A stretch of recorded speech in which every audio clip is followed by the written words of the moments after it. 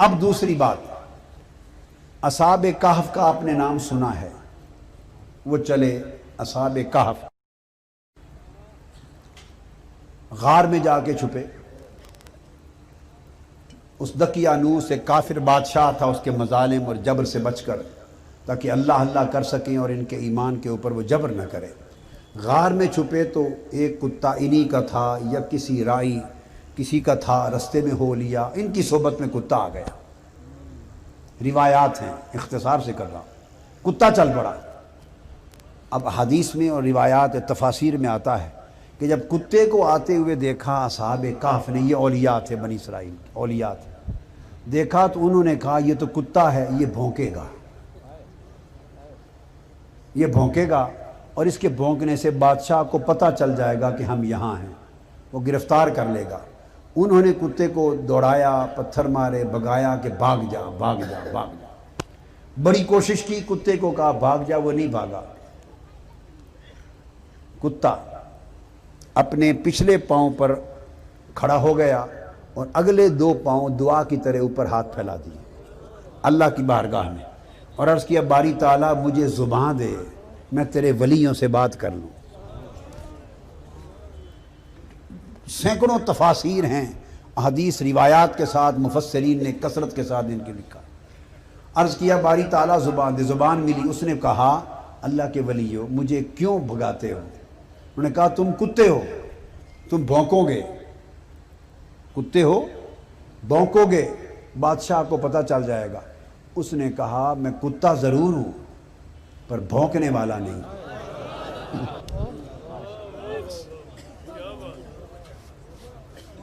کتا ضرور ہوں، اس کا انکار نہیں کرتا، مگر بولیے نا بھونکنے والا نہیں ہوں۔ تو کتوں کو بھی ولیوں کا حیا ہوتا ہے۔ کئی کتے بھی نصیب والے ہوتے ہیں، ولیوں کا حیا کرتے ہیں، کتے ہو کر حیا کر لیں نصیب والے ہوتے ہیں، اور کئی انسان ہو کر حیا نہیں کرتے، کتوں سے بھی بدتر ہوتے ہیں۔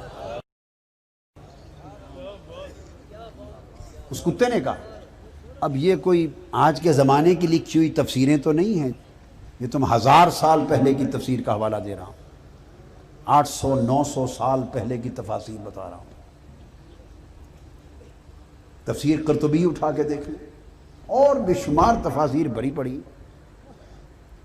تفسیر علمانی اٹھا کے دیکھ لیں، تفسیر فخر الدین رازی کی تفسیر کبیر اٹھا کے دیکھ لیں، جتنی چاہیں دیکھ لیں کثرت کے ساتھ، تفسیر خازن اٹھا کے دیکھ لیں، تفسیر بغوی اٹھا کے دیکھ لیں، معالم التنزیل اٹھا کے دیکھ لیں، مدارک جو میں نے بتائی، جتنی تفاسیر چاہیں دیکھیں، اور تفصیلات قرطبی سے میں دے رہا ہوں۔ عرض کیا کہ میں کتا ضرور ہوں پر بھونکنے والا نہیں، کیا مطلب؟ اب کتے کے لفظ میں کوٹ کرتا ہوں جو مفسرین ائمہ تفسیر نے بیان کی ہیں۔ اس نے کہا انی، یہ خاص لفظ بتا رہا ہوں، کتے نے کہا انی احب اولیاء اللہ والصالحین۔ کتے نے کہا مجھے نہ بھگاؤ، خدا کی قسم میں اللہ کے ولیوں اور صالحین سے محبت کرتا ہوں۔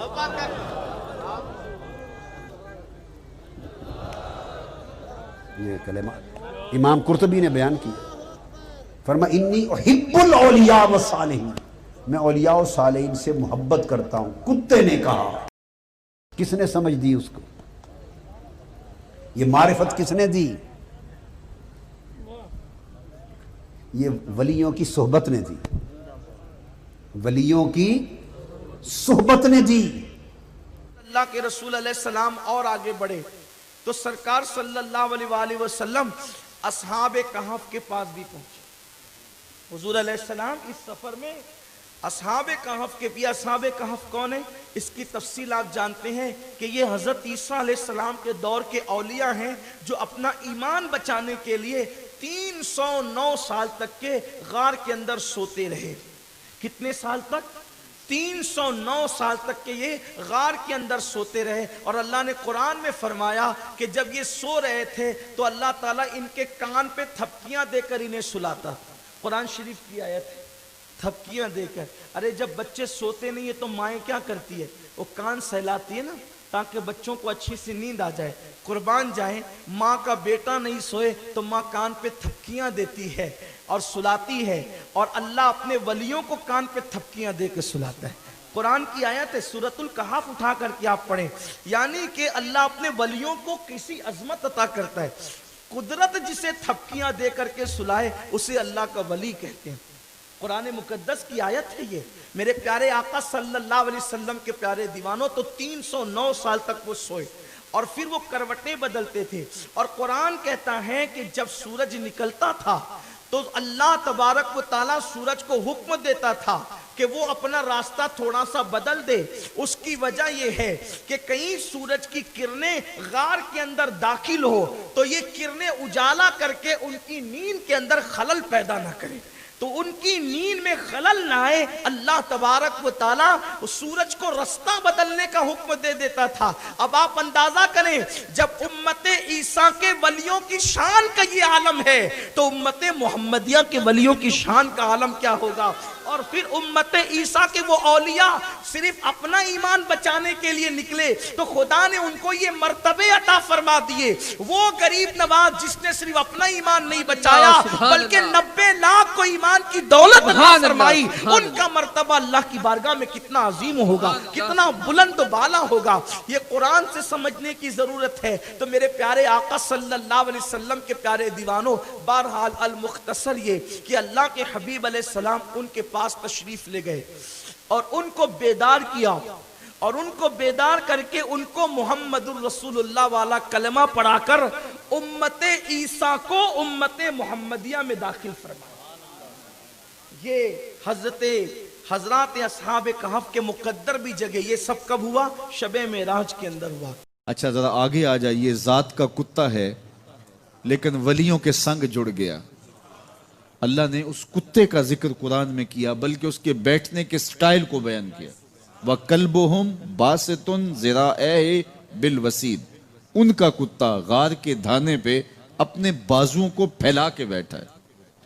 غار کی دہلیز پر بیٹھنے والے کتے کی حیت جلوس کو، اس کے بیٹھنے کے سٹائل کو قرآن نے بیان کیا۔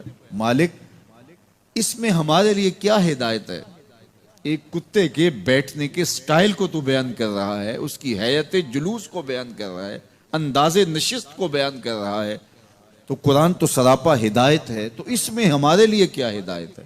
کہا یہی تو بتانا چاہتا ہوں کہ ذات کا کتا بھی ہو، سنگ نیکوں کے جڑ جائے تو وہ قابل ذکر ہو جاتا ہے، اور اگر تم میرے ولیوں سے جڑ جاؤ گے پھر تمہارا مرتبہ کیا ہوگا؟ یہاں تو کتے جڑ جائیں تو قابل ذکر ہوتے ہیں۔ اچھا، ذات کی چیونٹی ہے لیکن راہ تکتی حضرت سلیمان پیغمبر کا، تو اس چیونٹی کی گفتگو اللہ نے قرآن میں بیان کر دی اور اس کے نام کی صورت اتار دی۔ النمل، سورہ نمل اس چیونٹی کے نام پہ صورت ہے جو حضرت سلیمان علیہ السلام کی راہیں تک رہی تھی اور اپنی ہمجولیوں سے کہہ رہی تھی جلدی جلدی اپنے بلوں میں داخل ہو جاؤ، اللہ کے نبی کا لشکر بے خبری میں کہیں تمہیں کچل نہ ڈالے۔ اور حضرت سلیمان نے اس چیونٹی کی بات کو سنا، فَتَبَسَّمَ ضَاحِكًا مِّن قَوْلِهَا، اور مسکرا بھی پڑے۔ تو چیونٹی بھی ہو، گھوڑے بھی ہوں، کتے بھی ہوں، لیکن جب اچھے لوگوں کے سنگ جڑ جائیں، نسبت بلند ہو جائے تو وہ قابل ذکر ہو جاتے ہیں۔ تو ہیں گھوڑے لیکن میرا رب رب ہو کے قرآن میں ان گھوڑوں کی اداؤں کی قسمیں کر رہا ہے۔ وَالْعَادِيَاتِ ضَبْحًا فَالْمُورِيَاتِ قَدْحًا فَالْمُغِيرَاتِ صُبْحًا فَأَثَرْنَ بِهِ نَقْعًا وَوَسَطْنَ بِهِ جَمْعًا۔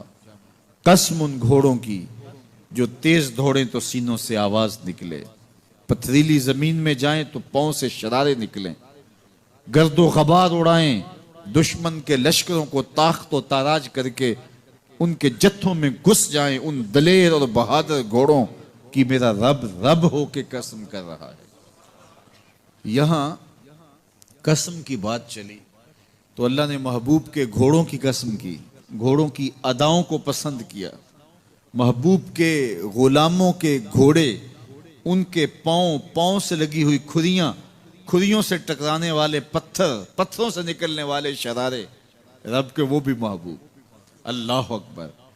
تو پھر قسم کی بات چلی تو کبھی گھوڑوں کی قسمیں کی، کبھی محبوب کی راہ گزر کی قسم، اور اس کو عافیت کے ساتھ وہاں آسمان میں، پہلے آسمان سے لے کر اللہ کے عرش تک یہ سب ویٹنگ روم بنے ہوئے، جہاں اللہ اپنے اپنے درجات کے مطابق جنت والوں کو ٹھہراتا ہے، اور وہ انتظار گاہ ہے اور وقت ختم ہو جاتا ہے، لہٰذا انتظار کی جو تکلیف ہے وہ بھی ختم ہو جاتی ہے۔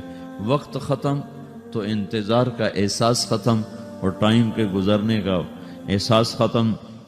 تو جیسے اصحاب کہف کو اللہ نے غار میں داخل کر کے تو غار کے اندر سے وقت کو نکال کے باہر پھینک دیا، باہر 300 سال گزرے، اندر آدھا ہی دن گزرا تھا۔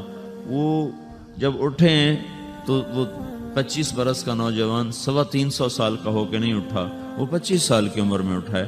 نہ ناخن بڑا ہے، نہ مونچھیں بڑی ہیں، نہ ان کی داڑیاں لمبی ہوئی ہیں، چونکہ تو زندہ تھے، مر نہیں گئے تھے۔